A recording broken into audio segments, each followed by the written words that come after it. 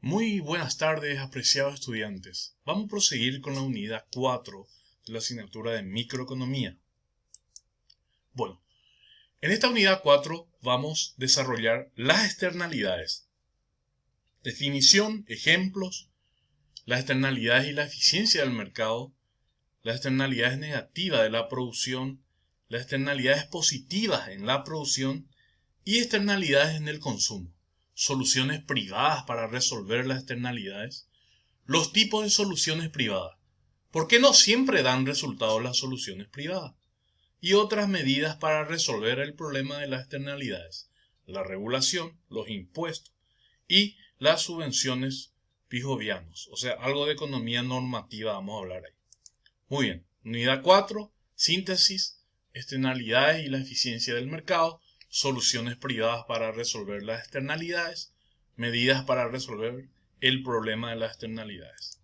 Muy bien. Las externalidades. Una externalidad es una situación en la que los costos o beneficios de producción y o consumo de algún bien o servicio no se reflejan en su precio de mercado. ¿Cuál es la definición concepto según diccionario? El significado de externalidad: el valor no compensado de las acciones de una persona sobre el bienestar de un tercero. Son externalidades aquellas actividades que afectan a otros sin que estos paguen por ellas o sean compensados. Existen externalidades cuando los costos o los beneficios privados no son iguales a los costos o los beneficios sociales. Muy bien. Hablando de externalidades, los dos tipos más importantes son las economías externas, externalidad positiva, o las deseconomías externas, las externalidades negativas. Una mejor clarificación: una externalidad es el efecto negativo o positivo de la producción o consumo de algunos agentes sobre la producción o consumo de otros, por los cuales no se realiza ningún pago o cobro. Ejemplo de externalidades negativas: gases de escape de los automóviles, fumar cigarrillos, ladridos de los perros, equipos de música a gran volumen en un edificio de apartamentos. Un ejemplo, ¿verdad? O en la vía pública, ¿verdad? Lo que más se hace. Muy bien. Son las externalidades: el efecto negativo o positivo de la producción o consumo de algunos agentes sobre la producción o consumo de otros, por los cuales no se realiza ningún pago o cobro. Por ejemplo, el impacto ambiental socioeconómico. Impacto socioeconómico es una externalidad positiva de la instalación de una industria en una comunidad. El impacto ambiental, hasta se puede hablar de externalidades negativas de la instalación de una industria en una comunidad. Son tipos de externalidades positivas y negativas, y vamos a analizar la medición de ello. Bueno, las externalidades son generalmente clasificadas en externalidades negativas cuando una persona o una empresa realiza actividades pero no asume todos los costos, efectivamente traspasando a otros, posiblemente la sociedad en general, algunos de sus costos. Y externalidades positivas cuando esa persona o empresa no recibe todos los beneficios de sus actividades, con lo cual otros, posiblemente la sociedad en general, se benefician sin pagar. Ejemplos: las externalidades. Hablemos de los ejemplos de externalidades positivas.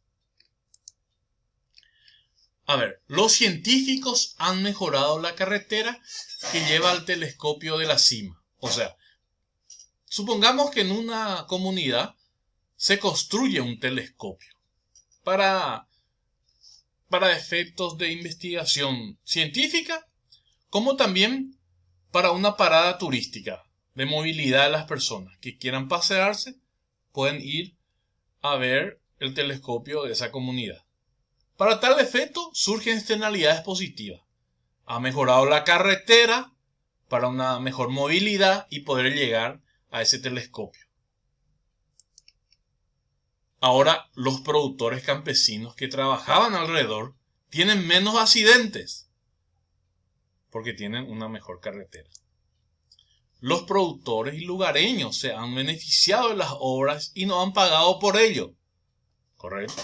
Es una externalidad positiva. Se construye un parque de atracciones internacional cerca de la ciudad. Ahí, vamos citando las probables externalidades positivas y cómo se van generando en una comunidad. Los hoteles de la ciudad se benefician del aumento de turistas y no han pagado el parque. La hidroeléctrica ha construido un pántano para producir electricidad. José, un señor, cobra dinero por pasear en barca a gente por el pántano. José se ha beneficiado del pántano y no paga la hidroeléctrica por su uso. Muy bien. ¿Cómo podemos graficar esto microeconómicamente? Tenemos acá en las ordenadas el precio de la educación, por ejemplo, de una comunidad. Acá en la abscisa tenemos en la línea horizontal la cantidad de educación. En una comunidad X, hay una cierta oferta de costo privado, que se puede hablar de una oferta de la educación. Hay cierta demanda de valor privado y también hay una cierta demanda del valor social, que sería el valor privado y beneficio de la externalidad. Tenemos un equilibrio acá, un punto de equilibrio entre la oferta y la demanda. Y después del equilibrio tenemos un óptimo, una cantidad óptima entre la oferta y la demanda. Entonces, precios de la educación a una cantidad de demanda de educación en una comunidad. Es un ejemplo de cómo se puede asimilar y graficar, por ejemplo, una externalidad. A ver, externalidades y la eficiencia del mercado. Ejemplo, externalidades negativas. Ahora suponga que las fábricas de aluminio emiten contaminación por cada unidad de aluminio producida. Una cierta cantidad de humo entra a la atmósfera. Debido a que este humo crea un riesgo para la salud de quienes respiran ese aire, es una externalidad negativa. Bueno, ¿cómo graficamos esto? Externalidades y la eficiencia del mercado. Debido a esta externalidad, el costo para la sociedad de producir aluminio es mayor que el costo para los productores de aluminio. Por cada unidad de aluminio producida, el costo social incluye los costos privados de los productores de aluminio más los costos de aquellos que están siendo afectados adversamente por la contaminación. La figura de al lado, acá tenemos el gráfico, muestra el costo social de producir aluminio. La curva de costo social, prácticamente tenemos acá este desplazamiento, está por encima de la curva de la oferta, porque toma en cuenta el costo externo, el impuesto a la sociedad por la producción de aluminio. La diferencia entre estas dos curvas refleja el costo de la contaminación emitida. O sea, es decir, se genera un costo social muy grande que pasa lo que realmente se puede subsanar con la demanda de la producción del aluminio. O sea, mayor contaminación por lo que pueda mitigar esta empresa productora de aluminio. Porque el costo social es muy grande. Porque se suma el costo privado de instalación, de emprendimiento de la fábrica de aluminio, más el costo de la externalidad, sea sus efectos positivos o negativos. A eso se refiere, según este gráfico que observamos y lo he explicado acá. Muy bien. Haciendo un análisis. ¿Cómo puede el planificador social lograr el resultado óptimo? Una forma sería gravar a los productores de aluminio por cada tonelada de aluminio vendida. El impuesto desplazaría la curva de la oferta de aluminio hasta hacia arriba en proporción con el monto del impuesto. Si el impuesto reflejara con certeza el costo externo de los contaminantes vertidos en la atmósfera, la nueva curva de la oferta coincidiría con la curva de costo social. En el nuevo equilibrio del mercado, los productores de aluminio producirían la cantidad socialmente óptima de aluminio al uso de un impuesto como el descrito se le conoce como internalizar la externalidad porque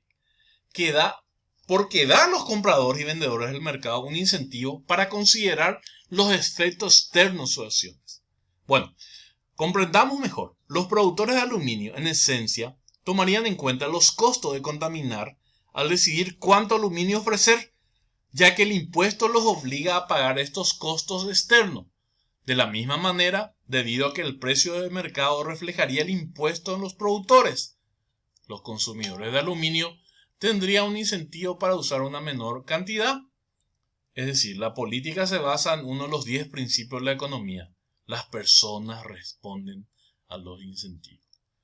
Bueno, esta es una forma de planificar socialmente una externalidad positiva y negativa en función a la eficiencia del mercado. Bueno, vamos a los hechos. Externalidades positivas. Aunque algunas actividades imponen costos a terceros, otras otorgan beneficios. Por ejemplo, pensemos en la educación. En gran medida, el beneficio de la educación es privado. El consumidor de educación llega a ser un trabajador más productivo y por consiguiente obtiene más beneficio en la forma de un salario más alto, cada vez que se va formando, preparándose. Además de estos beneficios privados, la educación también produce externalidades positivas. Una externalidad es que en una población más educada hay electores más informados, lo que significa un mejor gobierno para todos. Otra externalidad es que una población más educada tiende a significar tasas de delincuencia menores. Una tercera externalidad es que una población más educada estimula el desarrollo y divulgación de avances tecnológicos, lo que da por resultado mayor productividad y mejores salarios para todos. Debido a estas 3 externalidades positivas, una persona puede preferir tener vecinos que hayan recibido una buena educación. Externalidad positiva. Bueno, hablemos de las externalidades que se presentan en diferentes formas, al igual que las políticas que se formulan para corregir los fallos del mercado. He aquí algunos ejemplos. A ver, la asimilación entre externalidad y fallo del mercado. El tubo de escape de los automóviles es una externalidad negativa porque genera smog, humos que otras personas tienen que respirar. Como resultado de esta externalidad, los conductores tienden a contaminar demasiado. El gobierno trata de resolver este problema estableciendo normas para las emisiones de los automóviles. También grava la gasolina para reducir la cantidad de personas que conducen vehículos automotores. En su mayoría, ¿verdad? En la mayoría de los gobiernos tienden a instalar esta situación por alta contaminación que produce estas emisiones. A ver, otra. Los edificios históricos restaurados constituyen una externalidad positiva porque las personas pasan por donde se encuentran, disfrutan su belleza y el recuerdo de la historia que evocan. Por ejemplo, los propietarios de los edificios no obtienen el beneficio total de la restauración y en consecuencia tienden a deshacerse muy rápido los edificios viejos. Muchos gobiernos locales responden a este problema regulando la destrucción de edificios históricos y ofreciendo exenciones de impuestos a los propietarios que los restauran.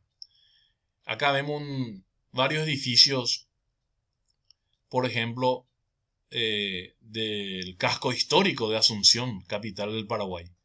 Ahí vemos una anécdota. Arréglame, protégeme, valorame, ¿verdad? O sea, varias situaciones de qué es lo que se genera en estos lugares históricos.